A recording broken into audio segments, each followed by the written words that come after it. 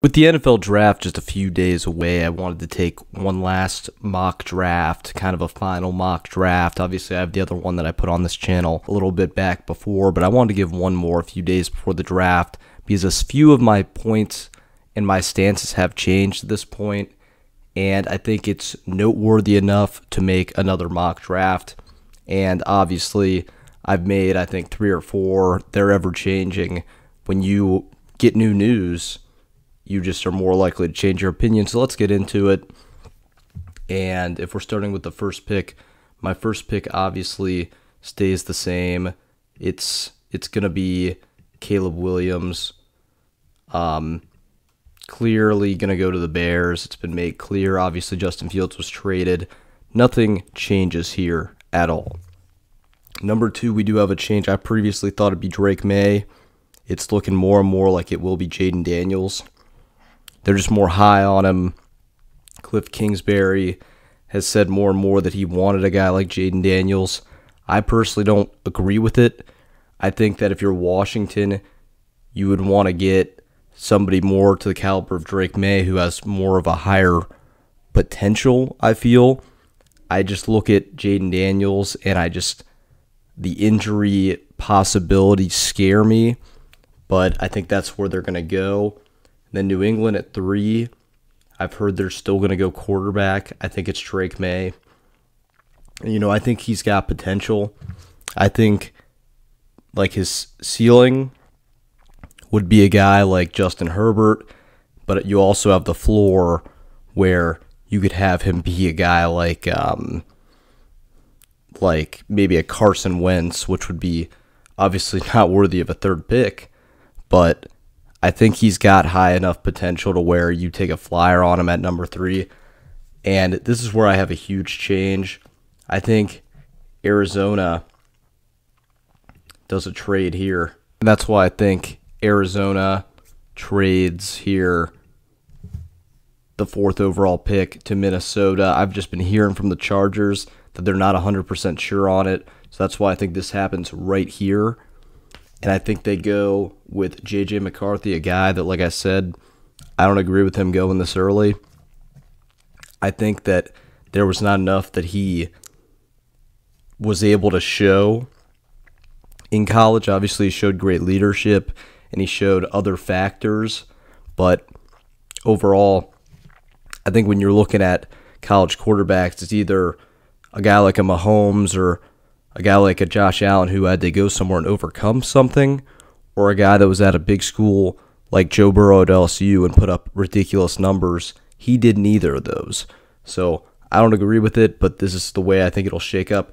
And this would lead to what I think would be one of the most key things in all of the draft, and that would be Marvin Harrison Jr. falling to the Chargers, setting him and Herbert up to be one of the more dynamic quarterback wide receiver duos for years to come. And I think it would be a tremendous pick by them. Like I said about Harrison, one of the best tapes that you'll see college before pro. I think that obviously the ceiling is a guy like Randy Moss, is a guy like Calvin Johnson, like a game-changing receiver. And I think to me his floor would be like a guy like Brandon Ayuk, who's a really good receiver, but I think that would be his floor, in my opinion. Then you have the guy that's been getting a lot of chatter going at number 6, Malik Neighbors, who has just been kind of wowing people. People are seeing him as a really solid receiver. I think there's a lot of things he does really well. I think that physically elite receiver, I think he's got an opportunity to be a superstar as well. I don't think he's quite as good as Marvin Harrison, but I think he's a really solid guy that's going to be a game changer to the team. And the Giants, they need all the weapons they can get. I think Tennessee will definitely get Joe Alt. We don't really know what Will Levis is, but I think that if you're going to give him a chance, he needs to be protected, and O-line's probably the way to go in that case. Then you go to Atlanta. And I just think if you look at their previous drafts and them bringing in a guy like Kirk Cousins, I think they go to defense, get the first defensive guy off the board in Dallas Turner, who's a solid edge for Alabama, guy that they could use. I think that's a good spot for them. If we're going to Chicago, I think some people think that Rome Odunze might be a possible pick for them. I think it's Jared Verse. I think you have a defensive head coach. You've already gotten Caleb Williams. They brought in Keenan Allen, other pieces in the offseason. I think that a guy that they would like to bring in as a defensive guy, Jared Verse, I've seen his tape, played really well in the ACC championship game, really good edge rusher, could be dominant for years to come. I like this pick here. With the Jets, it's looking more and more to me like the New York Jets are going to get him. I would have probably, if I were them at this point, probably would have went with a different direction, maybe an O-lineman. But at the same time, you have Garrett Wilson. You need another good receiver out there to help Aaron Rodgers if he's going to have any shot. They did make additions in the offseason at O-line, so I don't mind that pick there. If we're going to Arizona at 11, this is where it gets interesting because this would be through the trade. And I think that if you're at this point, they do go with corner, and I think they go with Quinyon Mitchell, a guy who is probably the best corner in this draft, and that would be able to give them more defensive depth. Pick 12 a few days ago, I would have said without question this is going to be Bo Nix, but after obviously seeing the Zach Wilson trade, it looks like they want to go in a different direction, and it wouldn't really make a whole lot of sense. So I think they get the tight end. I think they get Brock Bowers, really good tight end, maybe the best, one of the better tight ends to ever walk into the NFL draft. Was a really polished player, might be one of the most sure things to come out of this draft, but I just like him there. And then if we're going to the Raiders at this point, to me, this would clearly at this point be a spot where they go quarterback and they get Michael Penix Jr. Seems like a fit to the Raiders. I think he's a solid quarterback. The biggest question with him, obviously, is his injury history. That's going to be a big issue for him. But I think that if he can overcome that, I think this would be a pretty decent fit. If we're going to the Saints, I think they go with the Penn State tackle, Fasciano. And obviously you have Derek Carr. If there's a shot that's going to work, you got to build up that O-line a little bit more, support him. So I like the pick there. If we're going to the Colts, I think they go back to corner. At this point, Terrion Arnold is a solid corner.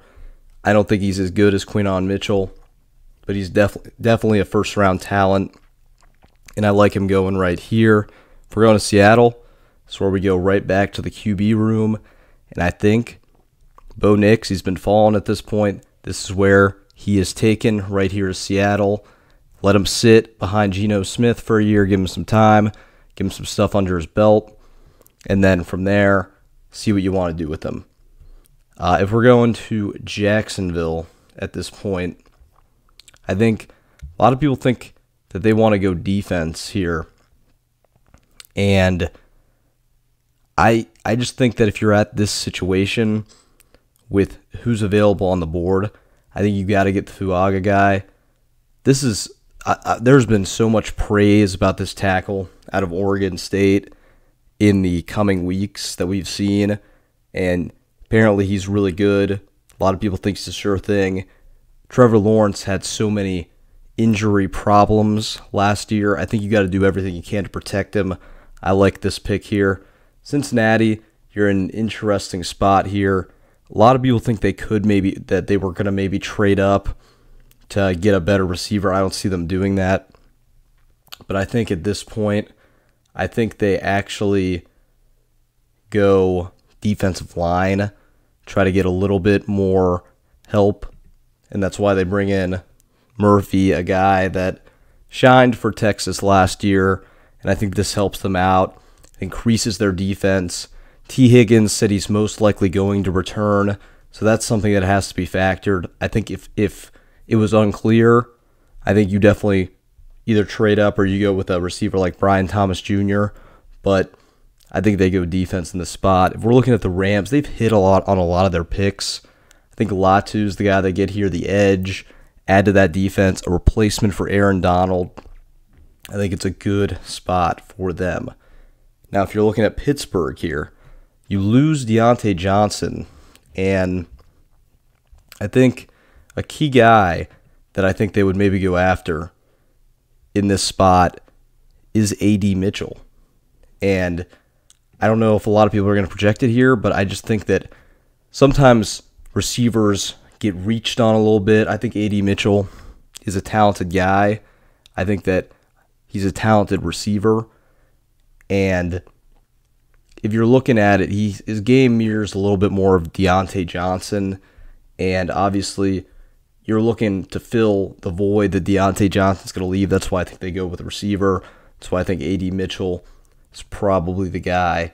If we're at Miami at 21, you lost a lot on defense, but I still think they go O-lineman with J.C. Latham.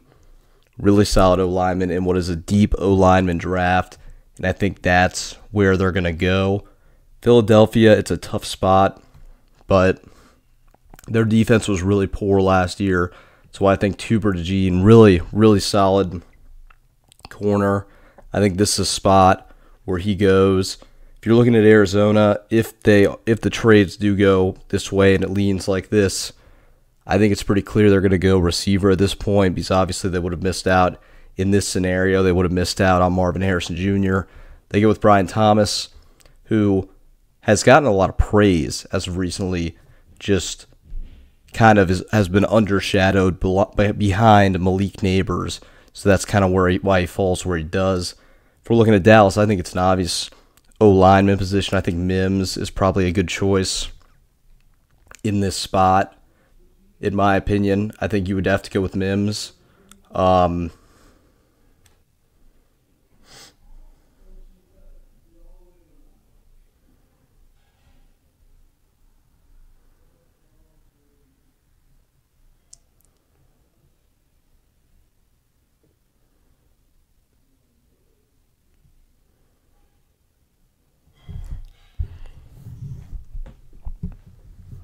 I think you would have to go with a guy like Mims in the spot. If we're looking at Green Bay coming off a really good year, I like the add of Kool-Aid McKinstry, really solid corner. I think I like him going there in this spot.